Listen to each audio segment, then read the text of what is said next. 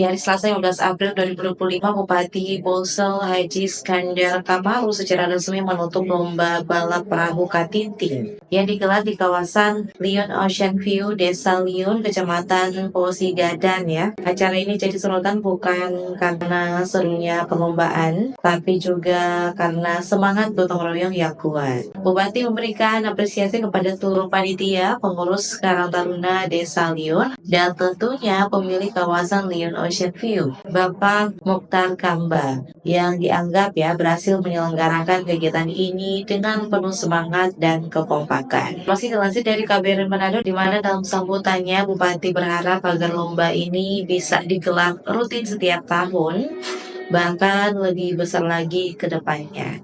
Selain jadi ajang adu cepat perahu Katinti, kegiatan ini juga buka peluang besar ya untuk UMKM dan memperkenalkan potensi wisata lokal yang memukau. Ya, terus sebut saja ya, ada gua alam, ada spot diving dan mancing, sampai hamparan pasir dan karang yang jadi daya tarik kawasan Lion Ocean View. Bupati juga mengajak seluruh masyarakat untuk menjaga keindahan alam di kawasan ini karena kehadiran wisata bahari seperti ini mampu meningkatkan pendapatan pelaku UMKM dan menggerakkan roda ekonomi desa.